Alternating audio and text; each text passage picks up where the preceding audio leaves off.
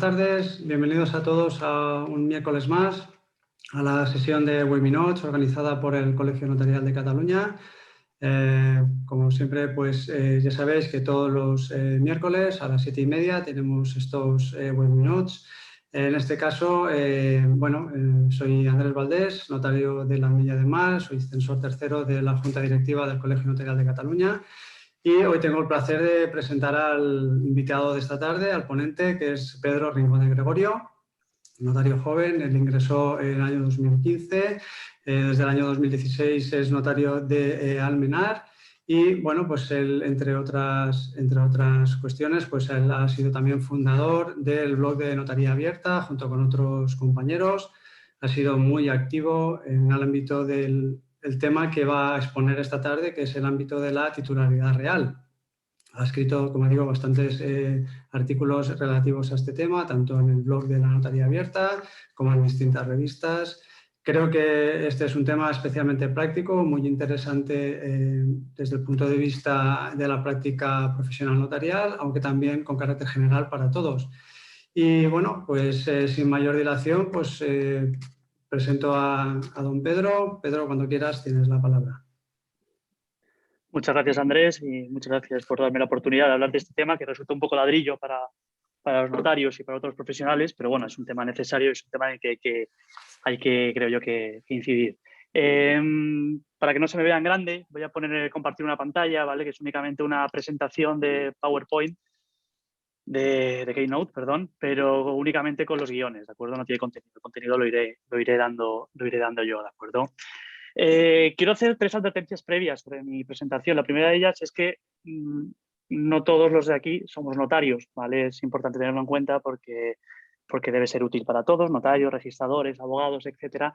Y también porque hay cuestiones que no podemos tratar. Son protocolos internos de prevención de blanqueo de capitales. Cada profesión tiene su propio manual, tiene sus propios sistemas y no puedo desvelar aquí indicios de blanqueo del notariado respecto a otros profesionales, etcétera, porque, entre otras cosas, está prohibido, ¿de acuerdo? En segundo lugar, en principio, casi todo lo que diga debería conocerse, ¿vale? En teoría todos tenemos que tener la formación, pero bueno, tendrá bien para refrescar conceptos. Y tercera advertencia, que es casi un consejo y una solicitud, es que por favor se tire también de los empleados, ¿vale? Que al final todo este conocimiento se vuelque en ellos, porque al final son los que día a día llevan la prevención del blanqueo de capitales, los que consultan la base de datos de titularidad real, etcétera, preparan las actas de titularidad real y no somos propiamente los notarios, en muchos casos los que hacemos esto, ¿vale? En primer lugar me centraré en la legislación de dónde venimos, dónde estamos hoy en día, etcétera. Hablaré de la base de datos de titularidad real, que por algo soy notario. Después me dedicaré a toda la idea del fundamento y de la titularidad real propiamente, del ámbito de aplicación, con las excepciones, etcétera. Y por último, haré una pequeña referencia a un proyecto que está en estos días que en el Consejo de Estado, un anteproyecto de reforma de la Ley de Blanqueo de Capitales, que introduce alguna cuestión interesante que un par de ellas me gustaría comentar, ¿de acuerdo? En cuanto a la legislación, la normativa esta viene en los años 90, ¿vale? La primera directiva fue del año 91, que se centraba sobre todo en el tema de narcotráfico, etcétera, y que ahí los notarios no teníamos nada que ver. ¿De acuerdo? Pero a partir de los atentados del 11S, sobre todo a partir de 2003, el Grupo GAFI, el Grupo de Acción Financiera Internacional, se empezó a centrar en determinadas operativas, etcétera, que podían ser un caldo de cultivo para el blanqueo de capitales, la financiación del terrorismo, etcétera, ¿vale? Y aquí, en virtud de estas directivas, las directivas que son del año 2005 y del año 2006, se aprobó la Ley de Blanqueo de Capitales vigente, que es de 28 de abril del año 2010, la Ley 10/2010, ¿de acuerdo? Esta ley nos hizo a los notarios sujetos obligados, a los notarios y a los registradores, a ver esta cuestión. Antes éramos sujetos colaboradores, ¿vale? Decía la legislación anterior que colaboraremos con los organismos de blanqueo de capitales si lo requería. Digamos que esto ya nos salpicaba directamente, ¿vale? El artículo 2 nos incluye a los notarios y a los registradores como sujetos obligados. Esto de que nos incluya de la mano los notarios y registradores aparece siempre en la normativa. En la normativa, como efectos de seguridad jurídica estamos de la mano, pues nos meten de la mano en todas las cuestiones, ¿de acuerdo? Sin embargo, decía, ha sido muy criticado esto de que estemos notarios y registradores de la mano porque los registradores no aparecen en la directiva. No aparecen en la directiva en el artículo 1 o el artículo 2 de la directiva actual. que luego veremos y a la que me referiré, y tampoco aparecía ni siquiera la normativa anterior, de las directivas anteriores, ni la de 2005 o 2006. La idea de poner a los registradores junto a los notarios planteó problemas. Incluso el propio Consejo de Estado lo dijo expresamente, dijo literalmente que no se responde al artículo 2.1 de la directiva y que plantea problemas de dificultad de cumplimiento por los registradores de todas las obligaciones de diligencia debida. ¿Vale? Venía hacia el Consejo de Estado que a lo mejor los registradores en materias de blanqueo de capitales deberían quedar relegados a aquellas cuestiones que no pasan por el notario, ¿vale? Porque su conocimiento al final es muy limitado. Y todo esto se va arrastrando hasta la situación actual con el registro de titulares reales del registro mercantil, etcétera, ¿vale? Las directivas actuales son la cuarta directiva del año 2015 y la quinta directiva pendiente de transposición del año 2018. Hay un anteproyecto que se presentó a audiencia pública, información pública el año pasado y que ha vuelto a retomar el gobierno. De hecho, está en el Consejo de Estado que tiene la obligación de emitir dictamen antes de pasado mañana. ¿De acuerdo? A eso me referiré al final de la exposición, ¿vale? Entrando en la base de datos, el origen de nuestra base de datos, como ya sabéis, bueno, tiene reconocimiento expreso en el reglamento de blanqueo de capitales, reglamento que es de 5 de mayo de 2014, que dicen que en su artículo 9.6 que los sujetos obligados podrán acceder a la base de datos de titularidad real del Consejo General del Notariado previa a la celebración del correspondiente acuerdo de formalización, ¿vale? Digamos que la base de datos ya se había creado antes, ya existía mucho antes de la normativa esta vigente de blanqueo de capitales, ¿de acuerdo? En el año 2005, el 20 de septiembre del año 2005, una orden ministerial creó el órgano centralizado de prevención del blanqueo de capitales de los notarios. Nótese que se creó en el año 2005 mucho antes de la normativa de la Ley 10/2010 y su reglamento de 2014. Es decir, cuando aún no éramos sujetos obligados, el notariado ya tenía un órgano de prevención de blanqueo, que demuestra un poco la importancia que el notariado ha dado siempre a esta cuestión, ¿de acuerdo? Este órgano, el órgano de prevención de blanqueo de capitales, tuvo reconocimiento expreso posteriormente en la Ley 10/2010 y en el Reglamento de Prevención de Blanqueo de Capitales. Por último, en cuanto a esta base de datos, tan solo referirnos a que el órgano, al que en el año 2015, el 11 de noviembre, una orden ministerial del Ministerio de Economía creó el órgano centralizado de prevención de blanqueo de capitales de los registradores de la propiedad, que llegan a esta cuestión 10 años después que los notarios, y crean el órgano que se denomina CRAP, que aparte de cangrejo en inglés, el naming que dirían los modernos es importante, es el acrónimo del Centro Registral Antiblanqueo. ¿Vale? La importancia de la base de datos es sin duda crucial. En nuestro sistema lo ha sido y lo debería seguir siendo, mantengo. Su importancia viene dada no solo por haber sido la primera, sino también por que duda cabe, por ser la más completa, ¿vale? Hay no solo manifestaciones de los administradores, que cada vez son las menos, sino que se usa sobre todo las transmisiones realizadas por los notarios a través de compraventas de participaciones, de herencias y otros negocios jurídicos, ¿vale? Para incorporarlo, de manera que la mayor parte de la titularidad, como luego veremos, la mayoría de las titularidades reales son acreditadas y no solo manifestadas, ¿vale? Esto es mérito, además, no solo de la base de datos o del órgano centralizado de prevención, sino también de los propios notarios. Al final no dejamos de ser 2.800 y pico notarios actualizando constantemente, entrando continuamente en la base de datos, rectificando el contenido de la misma, que poniéndola al día de manera automática, ¿vale? El GAFI, de hecho, ha alabado en numerosas ocasiones nuestro sistema, dijo en su momento que no, y lo ha mantenido, que no existe ningún sistema, no existe en todos los países miembros de GAFI un sistema como el del notariado español. Mantuvo que era un ejemplo de buenas prácticas. También la Unión Internacional de Notariado Latino también ha defendido el sistema español, y prueba de ello es que en la última revisión, que si no me equivoco fue en primavera-verano del año pasado, a pesar de haber entrado en vigor ya el registro de titularidades reales de los registradores mercantiles, la nota de España en esta materia no mejoró porque poco añadía al completo sistema del notariado español, ¿de acuerdo? Efectivamente hay mucha disputa con los registradores mercantiles al respecto de si su registro es mejor que el nuestro, etcétera. Como saben, su registro se creó en una orden ministerial de marzo del año 2018. Yo defiendo particularmente que la base de datos de titularidad real contiene muchísima más información, muchísima más información, mejor información y una información que además se recibe mucho antes de la que lo tiene acceso el registro mercantil, ¿de acuerdo? Tengamos en cuenta que el registro mercantil solo tiene la titularidad real de las sociedades previamente en un documento de manifestaciones de los administradores al tiempo de depositar las cuentas, de manera que solo tienen la titularidad real de las sociedades que depositan cuentas en el registro mercantil, ¿de acuerdo? En el año 2020 fueron 1.042.727 sociedades las que depositaron sus cuentas, ¿no? De manera que tienen la manifestación de quién es el titular real de esas sociedades, pero no tienen el contenido, no pueden comprobar que verdaderamente eso sea así o no sea así. Vale. La información notarial, como decía, se obtiene antes, desde el mismo momento del otorgamiento del documento, sin necesidad de esperar a la inscripción del registro mercantil, lo cual no es un tema menor porque la normativa europea exige que la información permanezca actualizada. ¿De acuerdo? Todo ello es lo que comentó, como decía antes, el Consejo de Estado, que decía que no debería equipararse a ambos regímenes de blanqueo de capitales, porque el contenido de las profesiones no es lo mismo. O sea, no es un problema de falta de respeto al colectivo registrial, no registradores mercantiles, sino que carece un poco de sentido en este aspecto, ¿de acuerdo? La base de datos, decía, es un registro dinámico, no es un registro estático, está en constante actualización.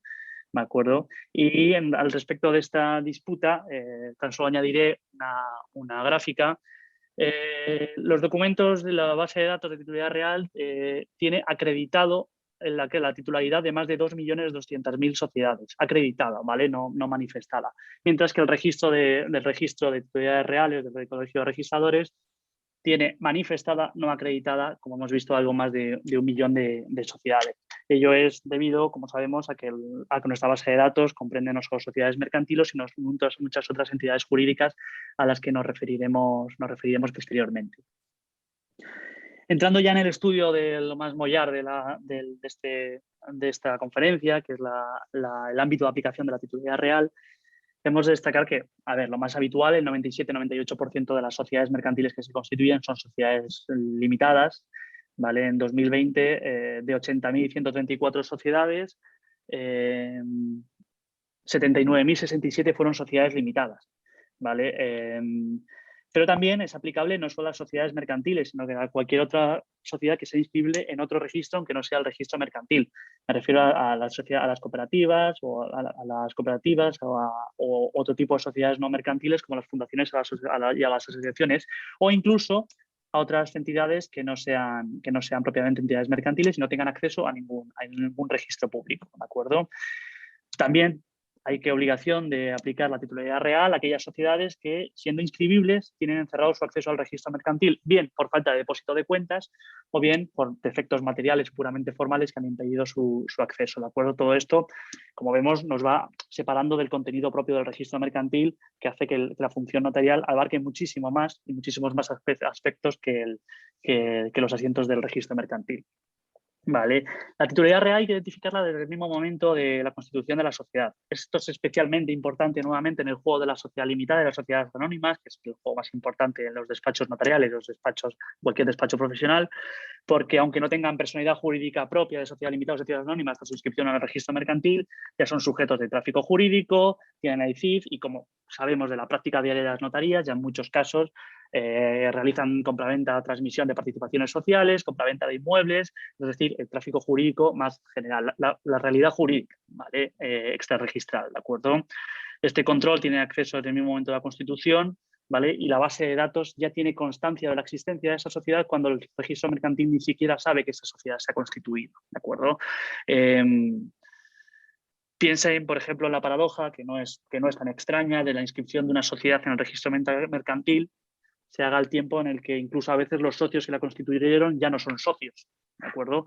Y por efecto de la legislación y de la doctrina de dirección general, el registro mercantil los socios y la sociedad no está obligada a mantener actualizados estos datos, ¿de acuerdo?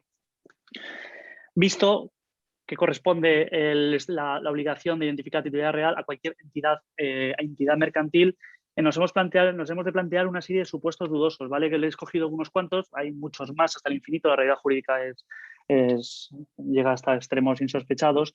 Me centro en alguno de ellos, las entidades religiosas, ¿vale?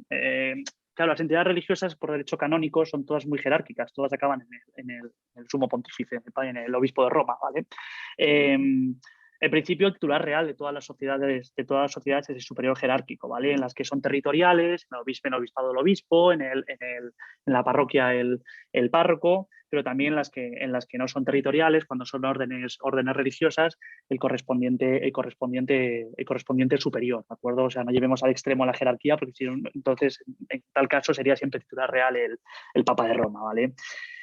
También las entidades sin personalidad jurídica, ¿vale? Las entidades sin personalidad jurídica también tienen titular real, ¿vale? Titular real, vamos a distinguir algunos casos, por ejemplo, las uniones temporales de empresas. El titular real, si no hay por control, porque alguien tenga más del 25% de la sociedad, digamos, lo será el gerente o el comité de gerencia de la UTE. En los fondos de inversión, ya sabéis que no tienen personalidad jurídica propia, habrá que recurrir a la entidad gestora, que en muchos casos será, como veremos, sujeto excepcionado, porque muchas de las entidades gestoras son filiales de entidades financieras, etcétera, que son sujetos excepcionados, ¿vale? Pero en principio hay que hacer el trámite, la labor, digamos, de plantearse quién puede ser el titular real también en estos casos, ¿vale? La comunidad de propietarios también hay que plantearse la titularidad real, pues en algunas ocasiones son sujetos de tráfico jurídico y, como ya sabemos, son titulares de derechos y obligaciones y pueden incluso pueden ser prestatarios en pólizas, por ejemplo, ¿de acuerdo? Habrá que mirar los estatutos. En defecto, si no hay nadie que tenga más del 25% de los votos en la Junta de Propietarios, se considera titular real al presidente de la comunidad de propietarios, ¿de acuerdo? Se plantea también un caso dudoso en que ocurre si titular real fallece, ¿vale? En estas situaciones de herencia indivisa si hay otros titulares reales, lo seguirán siendo quien corresponda. Si los herederos de la herencia indivisa toman el control de la sociedad, habrá que plantearse si ejercen conjuntamente en la administración, podrían ser todos ellos titularidades reales. Digamos que la indivisión de una herencia no dificulte la obtención de titularidad real, ¿vale? Que en una herencia indivisa también hay titularidad real. Porque la idea es esa, que siempre lo hay, ¿de acuerdo? También se ha planteado alguna vez, se ha planteado por muchos, me han planteado a mí, si es útil la idea de titularidad real respecto a las propias personas físicas, porque hasta ahora nos estamos refiriendo a las personas jurídicas. Pues sí, la normativa europea y el artículo 43 de la Ley de Prevención del Blanqueo señala que sí que hay que determinar también la titularidad real de las personas físicas, ¿vale? La mayoría de los casos pues no plantea problemas, son supuestos de apoderamiento legal o voluntario, pues será el poderante, el hijo cuando se trata de un apoderamiento legal, de la representación legal de los padres, o el tutor cuando se trata de un discapaz, o las medidas cuando se apruebe la nueva ley, las medidas de auxilio que le correspondan, ¿de acuerdo? Sí puede plantear más problemas en los negocios fiduciarios, ¿vale? La tradicional es la fiducia con amico, la fiducia con creditore, y en aquellos negocios por cuenta de otros, ¿vale? Por cuenta de terceros, ¿vale? En estos casos hay que causalizar el negocio, pues aparte, pues habrá que buscar quién es el titular real, porque en su caso puede dar lugar a esquemas compatibles con indicios de blanqueo, etcétera, ¿de acuerdo? Pero al final la idea importante es el contacto con el negocio, la preparación del negocio, ¿vale? Que es otro punto a favor del sistema notarial y de que los registradores no pueden aportar, digamos, nada porque ellos no tienen contacto con la persona que comparece ante el notario, ante el abogado, ante el sujeto obligado de blanqueo, ¿de acuerdo? En cuanto a la última cuestión que quiero tratar aquí de supuestos dudosos es los trusts anglosajones, ¿vale? Y supuestos, ¿vale? Que recoge la normativa española. Es verdad que yo no me he encontrado nunca con ninguno. Es verdad que yo tengo una práctica más de pueblo que de ciudad. Quizá en la ciudad alguna vosotros habéis encontrado alguno. Pero son supuestos en los que tanto la normativa europea como la normativa española recela muchísimo. Recela tanto que considera titular real de los trusts a todos los implicados. No hace distinción, de manera que tiene que ser el fideicomitente, la persona, digamos, que constituye la fiducia, ¿vale? El trust. El fiduciario, que es la persona que controla los bienes y derechos en nombre del beneficiario. El protector, que es una figura que a veces es una especie del administrador del trust, pero incluso la ley considera que hay que identificarse al titular real a los propios beneficiarios o propietarios finales de los bienes o derechos, ¿de acuerdo? De manera que en el caso de encontrarse un trust, habrá que estar dispuesto en el artículo 4 de la ley y considerar titularidades reales a todos ellos, ¿de acuerdo? Respecto a la titularidad real, hay que tener en cuenta que el control de la titularidad real tiene que ser siempre previo al establecimiento de una relación negocial. Esto es muy importante, ¿de acuerdo? Si el compareciente se niega a identificar al titular real, no se puede celebrar establecerse la relación negocial con él. Eso significa, respecto a un banco, que no que ocurre con mucha frecuencia, no le dejan abrir una cuenta, el abogado no podrá encargarse de su representación legal, pero los notarios tampoco podremos autorizar o intervenir en los negocios o la intervención notarial o lo que requiera intervención notarial, ¿de acuerdo? Nos lo prohíbe la normativa, ¿vale? ¿Qué equivale a negarse a identificar al titular real? Equivale a no sé si hay titular real. En ese caso, si no sabes si hay titular real, nos tenemos que negar a intervenir, ¿de acuerdo? O sé que hay titular real, pero no sé quién es. En ese caso, también nos tenemos que negar nuestra intervención. Sé quién es titular real, pero no te lo voy a decir. En esos casos, por supuesto, también hay que negarse a actuar. Sé quién es el titular real, pero no puedo identificarle con un documento válido de identidad. En este último caso, también será motivo de negativa a celebrar a establecer la relación negocial en aquellos casos en los que haga falta una diligencia reforzada. Igual que en el caso de sé quién es el titular real, pero no tengo sus documentos de identificación, ¿vale? Porque, como sabemos, esto viene de la normativa, no es del manual de blanqueo, en aquellos supuestos de diligencia reforzada, esta diligencia reforzada se concreta en materia de titularidad real en pedir la documentación que acredite la titularidad de la identificación de titular real, ¿de acuerdo? Visto el ámbito de aplicación, vamos a ver qué es el titular real, ¿vale? El titular real es la traducción española de lo que la normativa europea habla de beneficial owner, que es el término que es quizá más preciso porque es un poco más amplio, de propietario beneficiario, ¿de acuerdo? Que es el que se aprovecha del negocio, ¿vale? Que al final, en último término, se beneficia del negocio, se aprovecha de sus consecuencias económicas, ¿de acuerdo? En cuanto a los requisitos subjetivos, uno y el más importante, y este va a incidir mucho, personas físicas. Siempre tiene que haber un titular que sea persona física, ¿vale? Nunca persona jurídica. Eso significa que la correcta labor a veces puede complicar mucho cuando son una serie de sociedades en cascada, etcétera. No vemos la persona física por ningún lado, sino que vemos que esta sociedad está constituida por otra sociedad, está constituida por otra sociedad, etcétera. A veces puede ser complicado, puede llevar un tiempo, pero es una obligación. No podemos tirar para adelante sin saber quién es el titular real, ¿de acuerdo? Es verdad que una vez hecha esa labor de desbroce y de determinación de titularidad real, y llevado un acta, etcétera, es mucho más sencillo para esa sociedad o para sucesivos notarios poder comparecer, porque además tenemos el apoyo de la base de datos de titularidad real, ¿de acuerdo? Lo que no puede ser es que venga una inmobiliaria muy grande y para cumplir con el trámite, no tener muy claro quién es el titular real, pongamos el titular real apoderado de turno que comparte en nuestra notaría. Eso no, o en el despacho de abogados o en la oficina bancaria, ¿vale? Eso no tiene ningún sentido y eso no lleva a ningún lado porque aparte es erróneo, ¿vale? Cualquier resultado, por tanto, que no nos proporcione una persona física es erróneo, ¿vale? Nunca una persona jurídica puede ser titular real, ¿de acuerdo?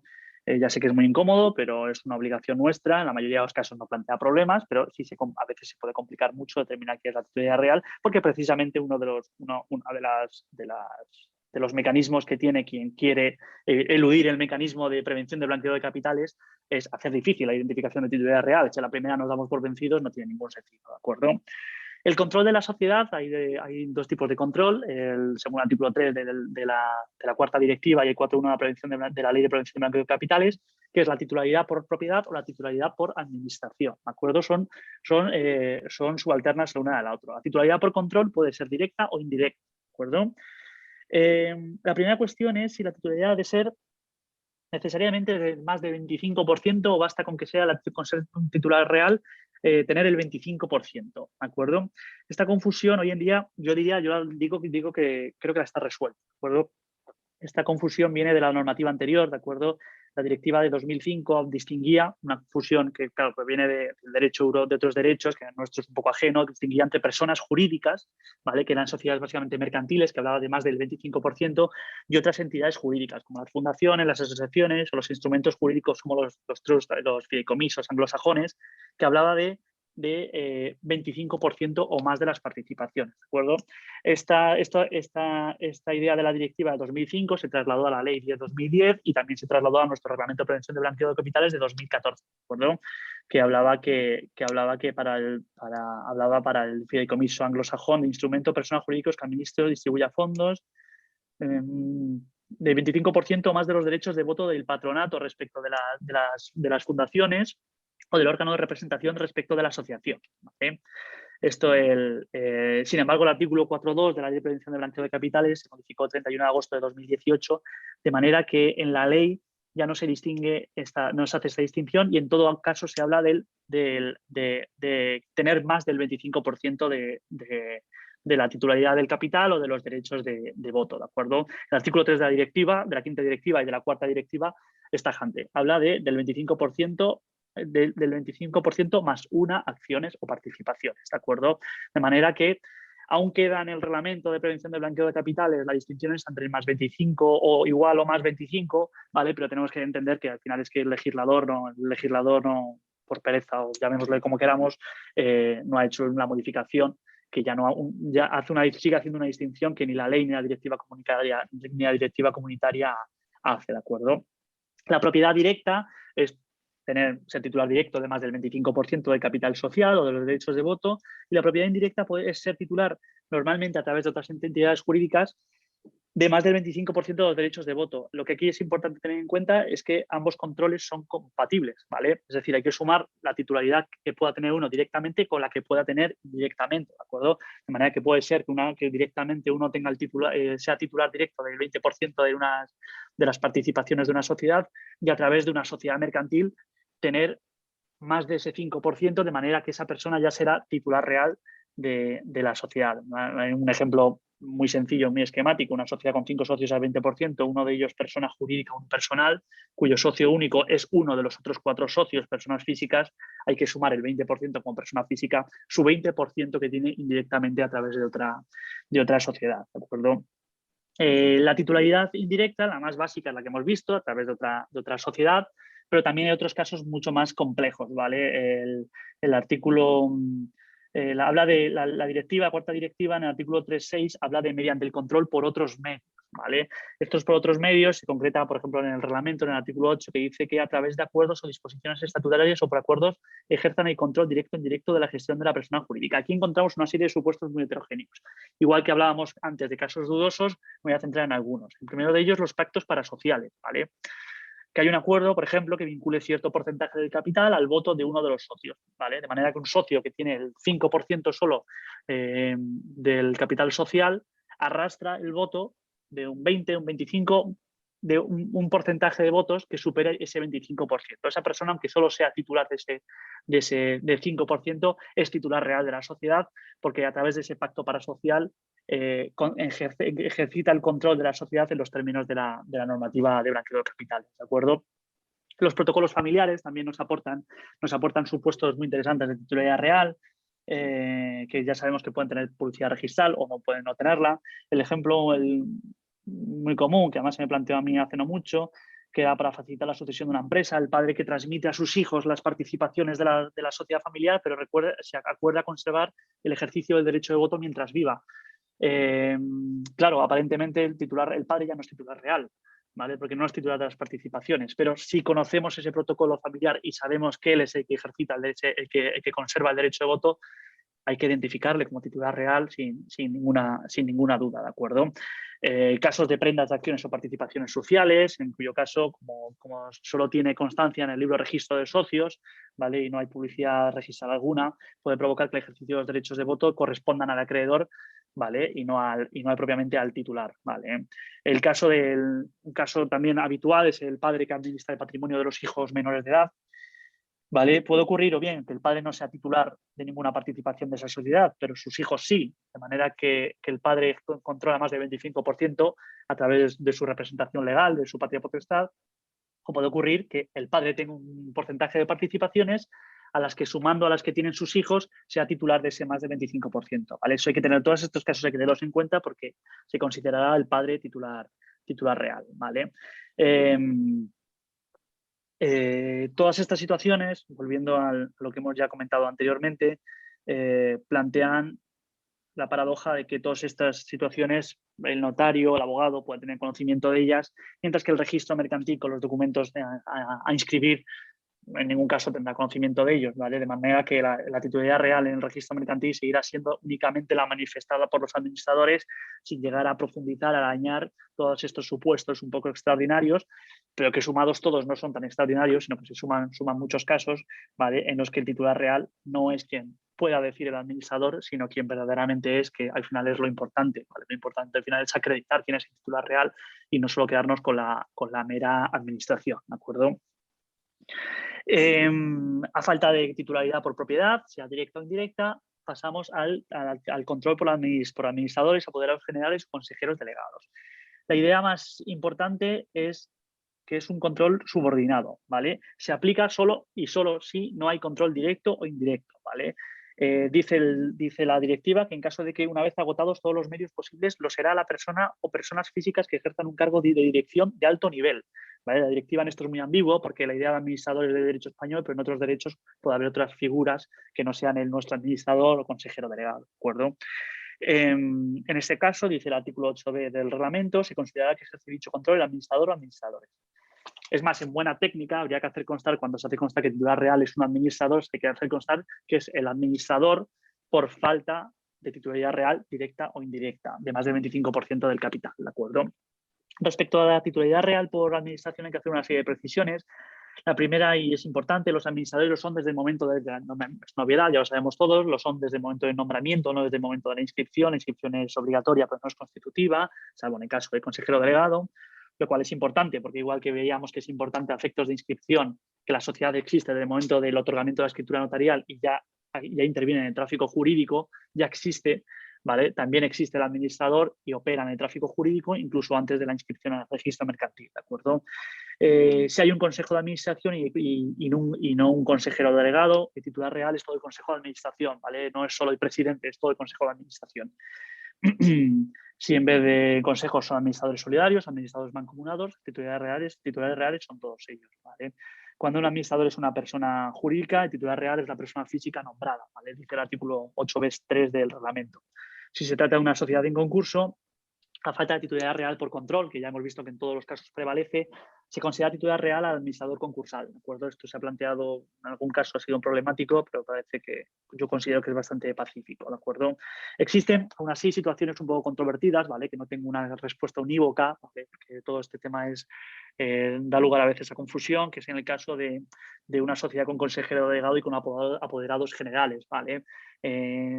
Todos vinculan a la sociedad, todos tienen digamos, el mismo poder de actuación frente a terceros, ¿vale? En caso de duda, yo consideraría que son ambos titularidades reales, ¿vale? Aunque en ambos casos en todos estos casos habría que estar a la actuación práctica en el caso concreto, ¿de acuerdo?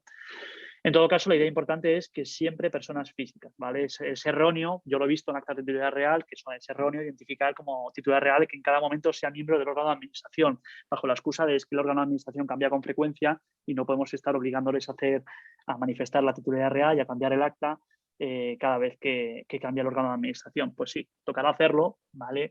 Según los casos, pero no puede dejarse así, ¿vale? Porque siempre hay que identificar a personas físicas.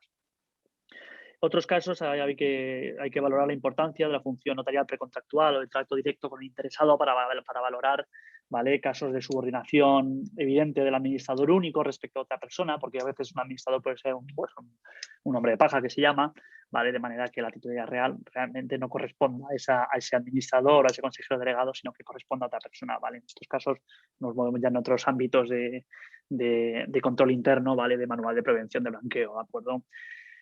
Entrando ahora en la cuestión de cómo se identifica al titular real, tenemos que ver la regla general. La regla general es manifestaciones, ¿vale? El artículo 9.1 del reglamento de prevención de blanqueo dice que será mediante una declaración responsable del cliente o de la persona que tenga atribuida la representación de la persona jurídica, ¿vale? Por tanto, una simple manifestación responsable, que es como vemos el sistema del registro mercantil. Conviene, no obstante, recordar que cada sujeto obligado tendrá su manera particular de exigir al cliente identificación de titularidad real. Nosotros los notarios tenemos la base de datos de titularidad real, usamos el sistema de actas de titularidad real, mientras que los abogados la dan a través de un documento interno, los bancos tienen su propio sistema, etc.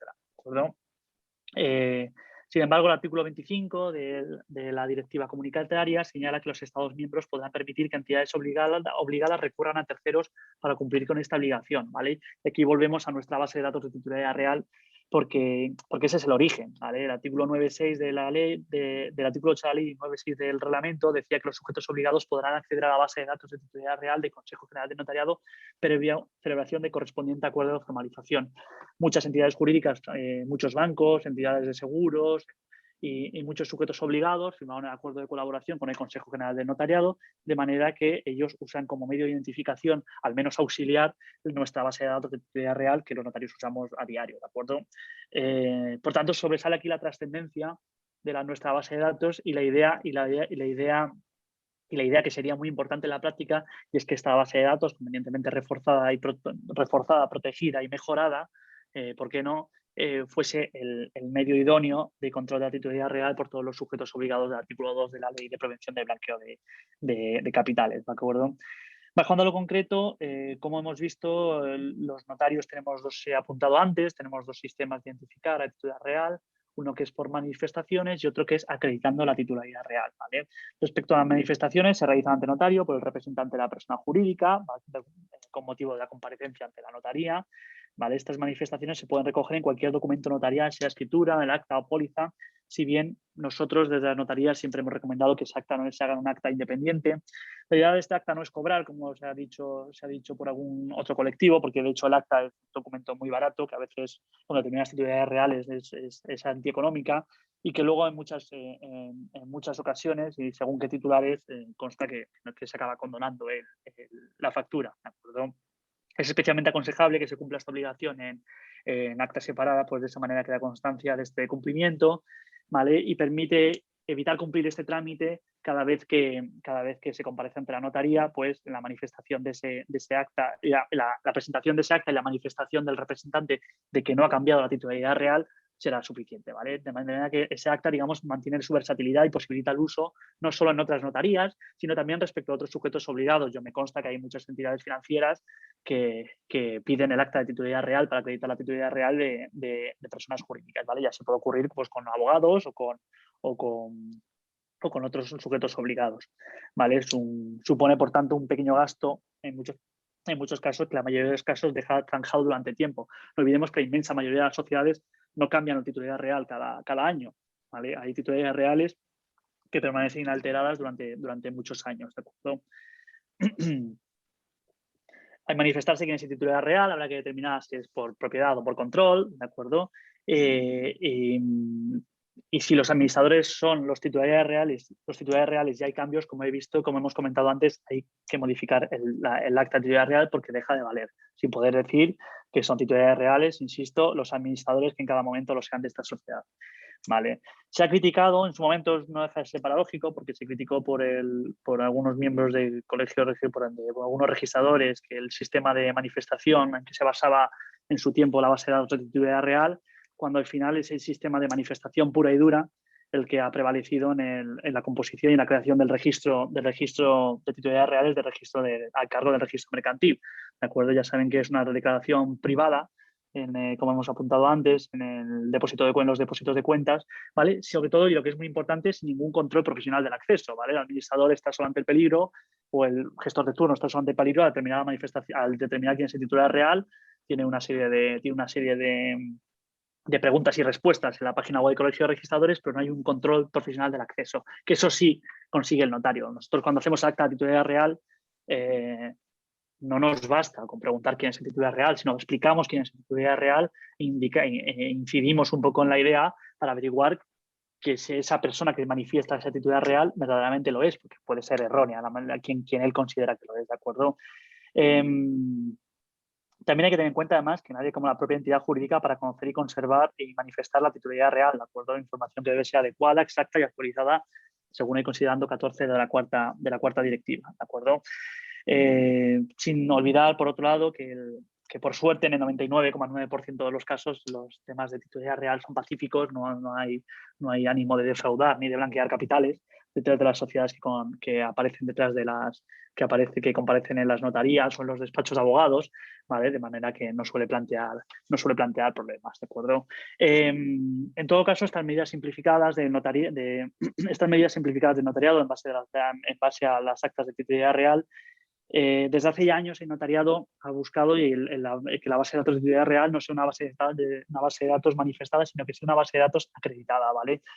Cogiendo los datos del índice único informatizado, la base de datos de titularidad real tiene acreditada la titularidad real de más de 2,3 millones de entidades jurídicas, ¿vale? Que es más del doble de todas las sociedades mercantiles que depositan sus cuentas en el registro mercantil. Como vemos, es una barbaridad, es un trabajo ingente que corresponde no solo al personal de OCP sino también a nuestro personal y a los más de 2.800 notarios que día a día, como decía antes, nos dedicamos a modificar. O sea, es un régimen el nuestro de autoexigencia, porque ya vemos que la ley no nos obliga a acreditar la titularidad real, sino solo en los casos en los que haya que aplicar medidas reforzadas, ¿de acuerdo? Pero nosotros, digamos, la idea del notariado era, en la medida de lo posible, conseguir aplicar esa diligencia reforzada incluso en aquellos casos en los que no es necesario, ¿vale? Se basa al final este sistema en una realidad, y es que la mayor parte de la vida jurídica de la sociedad y otras sociedades jurídicas pues pasan por el notario, ¿vale? Pasan por un único funcionario que tiene acceso a las copias autorizadas, a otra documentación, al pasado, al presente y a lo que se va a hacer de cada sociedad, y puede, ordenándolas y analizándolas, conseguir el esquema perfecto de la titularidad de esa sociedad, ¿vale? De manera que no será solo la manifestación del administrador, sino que el notario tendrá perfecto conocimiento de la composición del capital social, de los derechos de voto, etcétera, ¿vale? Leo que tenemos identificadas la titularidad real acreditada de 2.094.000 sociedades limitadas, 126.000 sociedades anónimas y 210.000 personas jurídicas no mercantiles, ¿vale? Como asociaciones, fundaciones, partidos políticos, etcétera, ¿vale? Sociedades civiles, ¿vale? Que es una sociedad muy importante, sobre todo en zonas rurales, ¿de acuerdo? Vista el tema de la titularidad real, vamos resumidamente con las excepciones. Fundamentalmente hay dos. Una es por razón de la operativa desarrollada por el sujeto obligado. No me puedo detener mucho en esto. Las excepciones fundamentales son las establecidas por la ley, que habla de cuando sean operaciones de cuantía inferior a 15.000 euros, ¿vale?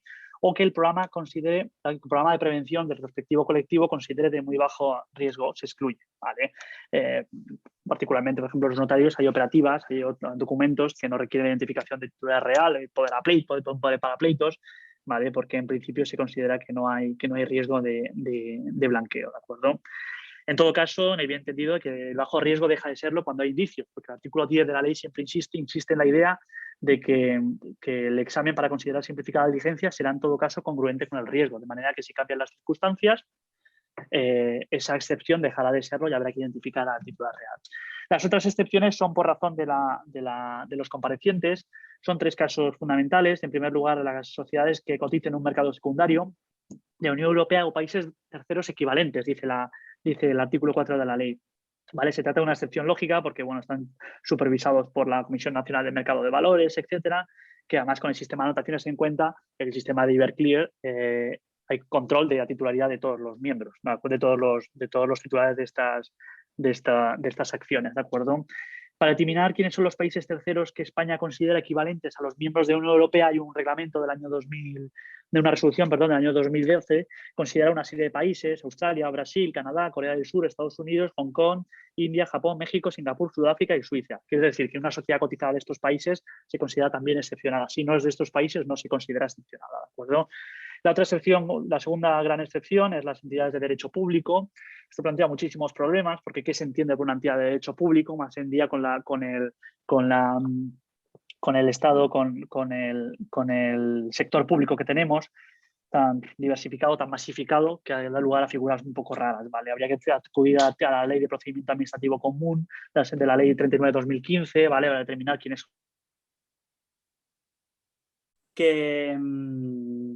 Bueno, sigo sin la imagen, ¿vale? Menos mal que tiene un plan B, por si acaso caía. Vale, perdonad, no sé cuánto tiempo, no sé por dónde me he quedado, ¿vale? Decía que las sociedades que están también, las sociedades que cotizan en un mercado regulado, que las sociedades financieras, las entidades financieras también están excluidas de la ley de prevención de blanqueo de capitales a efecto de determinación de la titularidad real, ¿vale? ¿Se me oye?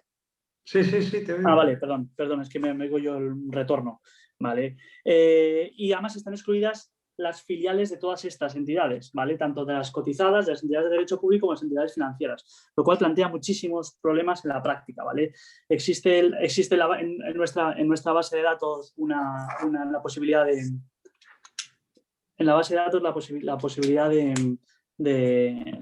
existe un registro de personas excepcionadas, de blanqueo de capitales. Perdón, Pedro, es que te vemos doble ahora.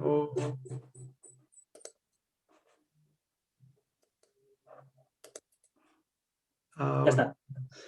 Decía que hay en la base de datos de titularidad real de Notariado Español un registro de personas excepcionadas, ¿vale? de blanqueo de capitales, ¿vale? de manera que los notarios tenemos la posibilidad de conocer quiénes están excepcionados, ¿vale? Y modificar en su caso las personas que están excepcionadas, ¿de acuerdo? Es importante tener en cuenta este respecto de las personas excepcionadas, todas las personas jurídicas,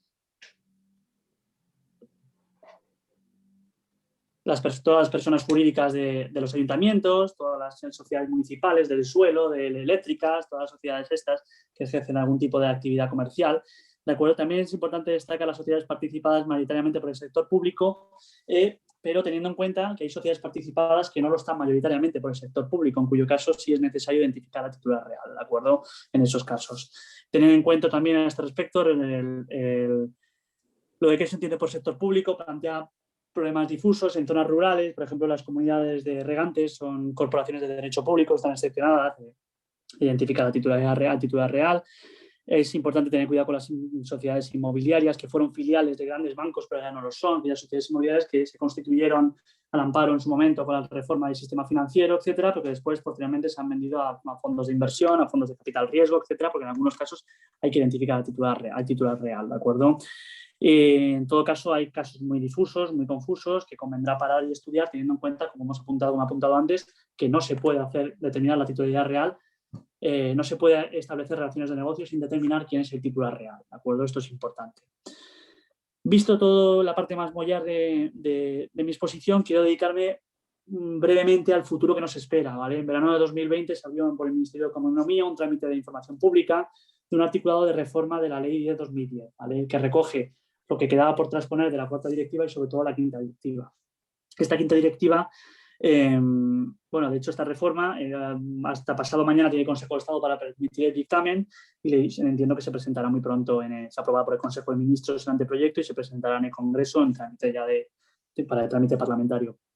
Introduce este anteproyecto, que lo estuve revisando hace poco, muchas novedades al respecto de los sujetos obligados, incluye todos los servicios de monedas virtuales, la custodia de monederos electrónicos, etcétera, la identificación por medios electrónicos y un régimen sancionador más riguroso, etcétera. Sin embargo, nos vamos a centrar en dos reformas importantes, ¿de acuerdo?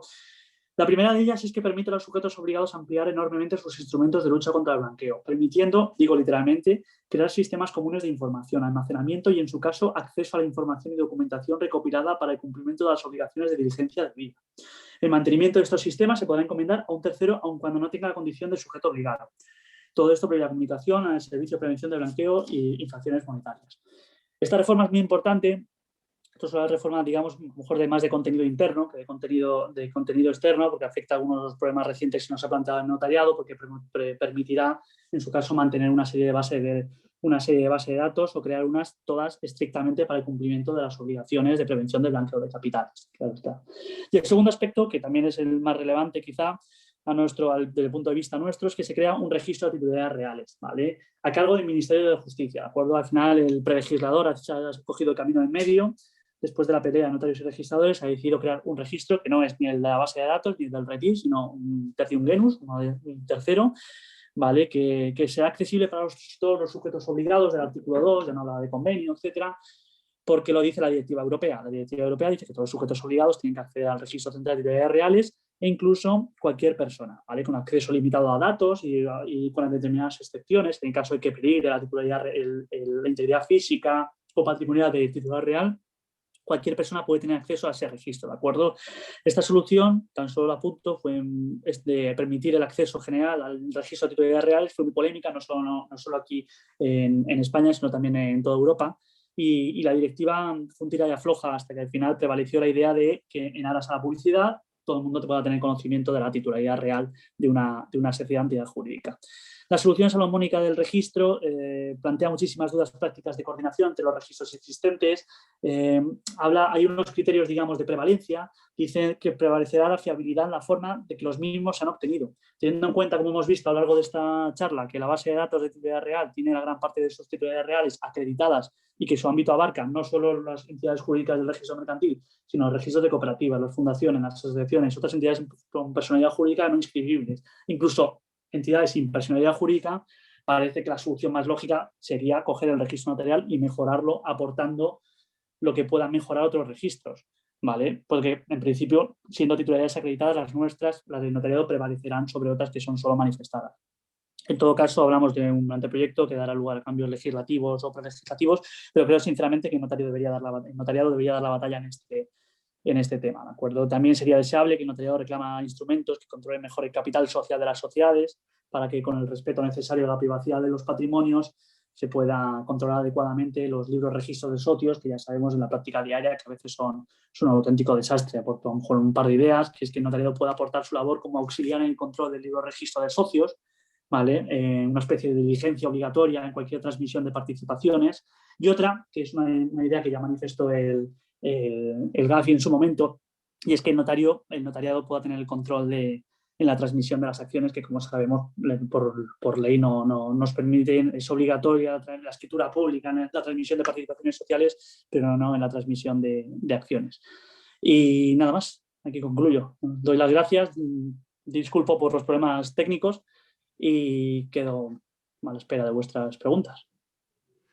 Muy bien, Pedro, pues muchas gracias de nuevo. La verdad es que ha sido muy interesante. Has expuesto, yo creo que muy resumidamente, de forma muy gráfica y muy clara, las distintas problemáticas que muchas veces, como tú decías, los notarios día a día nos encontramos a la hora de tratar este tema de la titularidad real, ¿no? Yo creo que ha sido de verdad muy interesante y de verdad que te agradezco mucho tu intervención.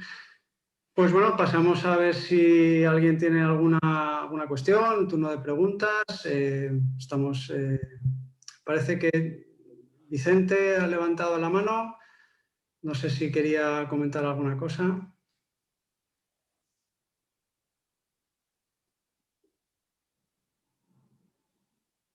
Sí, Vicente.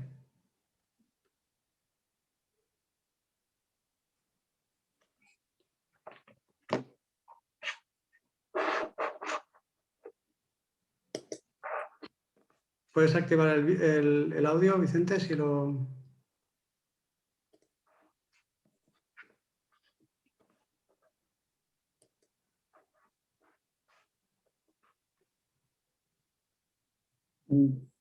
Bueno, parece que no está Vicente, no...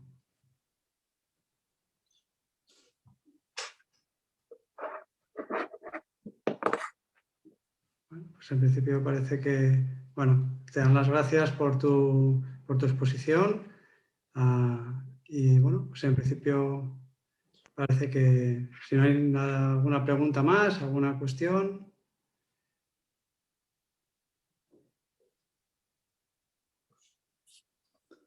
Nada, veo que la gente nos anima.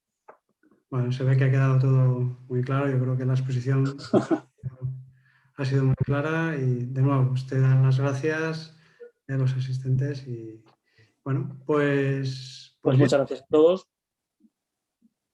y quedo a la disposición de cualquier duda a nivel particular. Oye, ya saben dónde estoy. Es un tema arduo, pero bueno, lo que pueda colaborar, colaboraré. Muchas gracias a todos. Pues recogemos el guante, Pedro.